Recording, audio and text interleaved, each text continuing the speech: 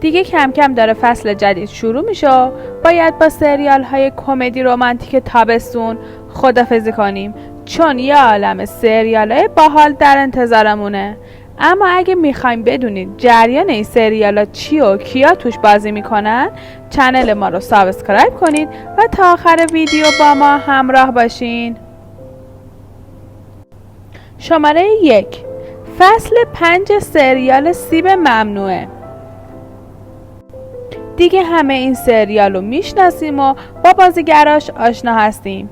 فیلم برداری این سریال به تازگی شروع شده و گفته میشه پخش این سریال از 22 شهریور ماه از شبکه فاکس شروع شده و این فصل هم بازیگرانی مثل مورات آیگن و بیران داملا به کادر بازیگران این سریال اضافه شدن.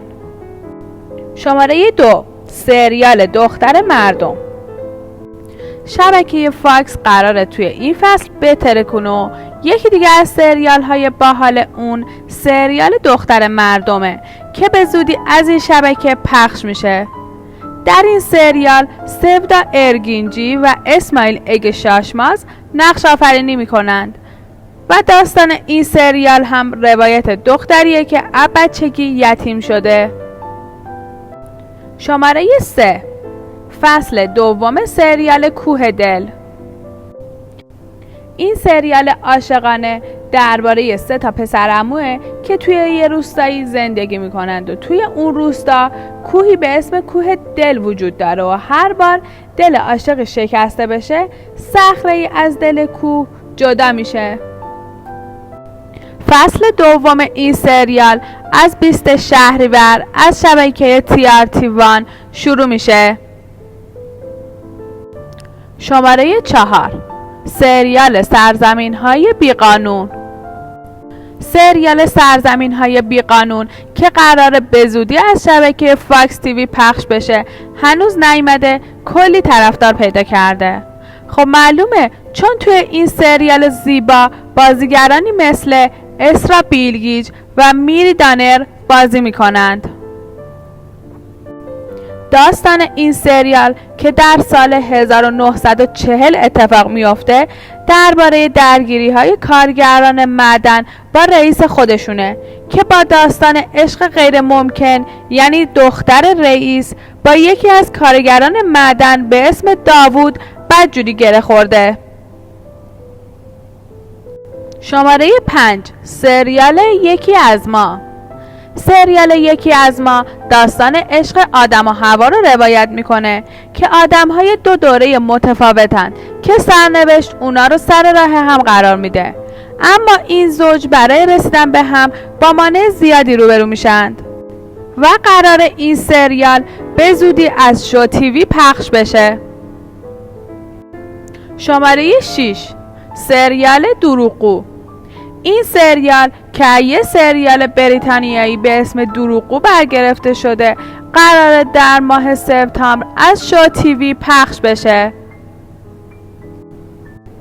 توی این سریال که از همین الان معلومه یکی از سریال های پرطرفدار فصل جدیده، بورچین ترزیوغلو و صالح بادامچی نقش های اصلی رو اجرا می کنند. اما داستان این سریال درباره کشف حقیقتی درباره یک شب که هیچ کس جز یک معلم به اسم دنیز و یک جراح به اسم مهمت از اون شب خبر نداره، اما اونا اون شب رو به 2 صورت کاملا متفاوت تعریف میکنند. شماره 7، سریال قضاوت. فکر کنم از اسم این سریال کامل متوجه داستان شده باشین.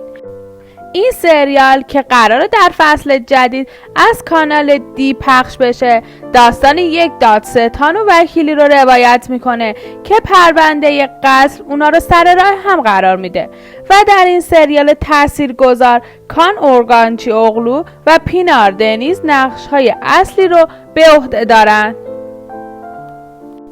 شماره 8، فصل 2 سریال آپارتمان بیگناهان.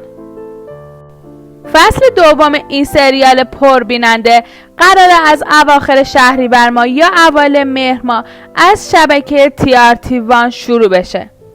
داستان این سریال درباره دختری به اسم اینجیه که یک تصادف زندگیشو عوض میکنه و اونو با شخصی آشنا میکنه که خانواده نرمالی نداره. حالا باید توی فصل دوم ببینیم که با مرگ اینجی و اضافه شدن ملیسا شنورسون به کادر بازیگران این سریال شاهد چه اتفاقایی خواهیم بود. شماره 9، سریال شمع‌های دروغین. این سریال یکی از سریال های پرستاره شبکه فاکس که توی اون بازیگرانی مثل الچین سانگو و اسماعیل دمیرچی نقش آفرینی می کنند. داستان این سریال درباره زندگی عاشقانه 4 تا دوست به اسمهای شبنم، الیف، ملیحه و لیلا، رازها و دروغها و دوستی‌های اونهاست. شماره 10، فصل دوم سریال تشکیلات.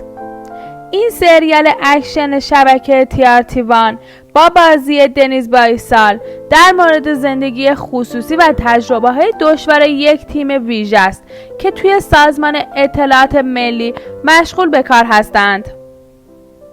حالا طرفداران این سریال بی‌صبرانه منتظر فصل دوم اون هستند، اما متاسفانه به علت دچار شدن بعضی از عوامل به کرونا یکم شروع سریال به تأخیر افتاده. شماره 11، سریال عزیز.